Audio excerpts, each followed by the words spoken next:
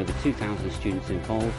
We've had over 90 contributors, which have included large international companies through to very small local businesses. So the Ambitions event that we put on today has been very much about trying to put on a very big event that large numbers of students can benefit from.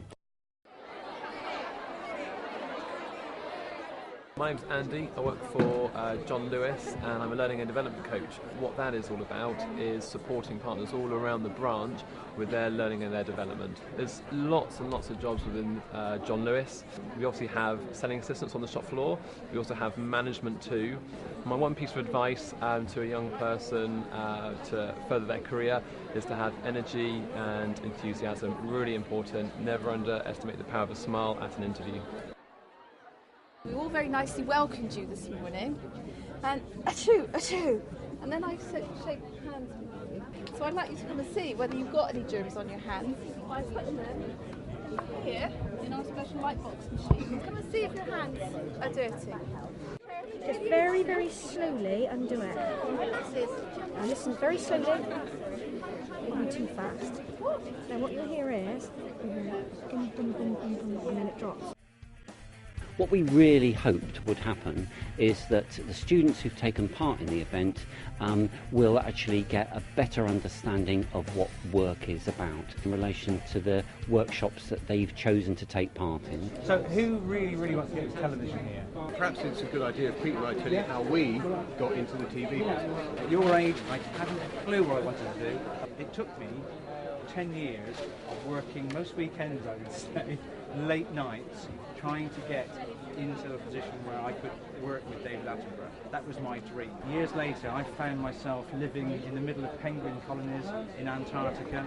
I was chatting to woodpeckers in Argentina. I always think to myself, or pinch myself, how lucky I am. I mean, everybody in TV is creative and good ideas come from everywhere. So these divisions are slightly arbitrary and sound more absolute than they are. I would say it's a very, very competitive, very fast-changing industry, and you need to be resilient and determined to pursue your dream to get into the media. My name is Jason Flinter. I'm part of a cooperative business called Brabham Creative. We have 8 specific disciplines, as I say, where it's branding, PR, marketing, print, photography, film, and website development. But within that, say photography, for instance, if we deal with a specific client in a specific market, let's say it's they got a new cake, a shop, we can brand a cake shop, but we need to deal with a specific photographer who's good at food photography, as opposed to someone who's good at landscape photography. I think more than anything, what gets us business is being good people, being a people person.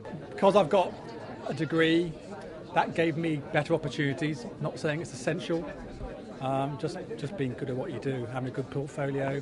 You might not even be, you might have thought at the age of 18, you might want to become a plumber, and then suddenly you don't. As long as you've got a good portfolio and you present well, there's a good chance of getting into the industry. As I said, I'm Kate Gray, I'm 21 years old and I am a Paralympic swimmer. I went to Beijing in 2008 for Great Britain. I've gone through loads of challenges and loads of hurdles in my life, and I've found that using the people around you, my family, my friends, teachers at school, they've all played such a huge part in helping me overcome those challenges, overcome those hurdles. But also for yourself is believe in yourself. It's all about having the confidence to know that you can reach your goals. You've probably heard these 3 words quite often, but I really think they ring true in the fact of you need to have the commitment, the determination, the motivation to want to overcome those barriers or those hurdles. Time management is crucial. It really does, as much as you get it from your teachers and your parents. If you don't plan your life out, get a little diary and work it out, then you're not going to be able to organise yourself.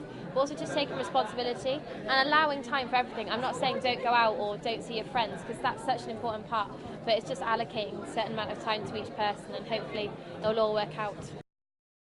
Yeah, we're a specialist provider concentrating in the wider aspect of woodworking.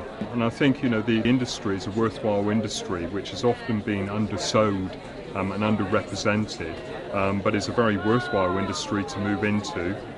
both with traditional skills and with the use of technology now. So I was an apprentice for 4 years, and then I moved into teaching at one of the local colleges before we set up Didac and Woodwise back in '97. I think apprenticeships have been undersold over the years. They are not just one qualification; they are a number of qualifications that specialise in the preferred chosen route. Maths and English obviously is critical to any of the apprenticeships. But we don't place any barriers at all. We have the functional skills and key skills as part of the apprenticeship, so we build on those to an individual. So no, as long as we say they're fairly good with their hands and they have a good understanding of maths and English, that's fine.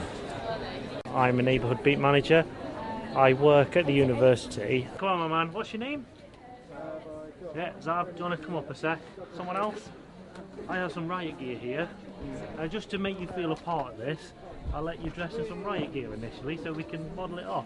The education skills, you don't need any particular qualification level. Yeah, everyone comes in at the police constable level. You have to do a minimum of 2 years in a uniform doing the response training. After those 2 years, you can then sit your exams for promotion. A lot of people think you can just come in and go straight away to become a dog handler, but you can't. You've got to do the job, you've got to learn the job first. We're the only force in the southwest that has horses nowadays, because it's looked at quite a luxury to have. Keep trying. It's difficult to get in. A lot of people do fail at the first attempts. They're not always recruiting, particularly at the moment. I know even Somerset won't be for a while. I believe the rest of the forces in the country won't be. It's something that if you want to do it, you've got to keep working at it. You get yourself as much experience as you can. Different good ways of getting in is by becoming a special constable, volunteering, or from a police community support officer's role.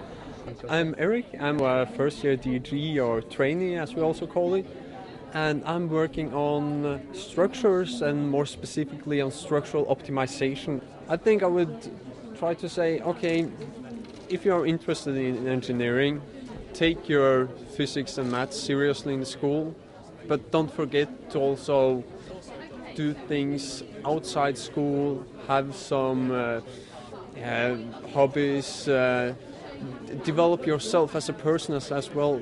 As Eric said, the engineering field, like math, physics, it's not really, it's important, but it's not, engineering is not only physics and research and all that kind of thing.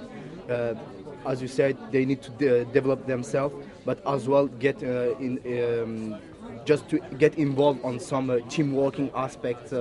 Could be a sport, building a team, or playing football, or other kind of sports, and so build themselves, and then after that I think gather all this knowledge to get in the engineering.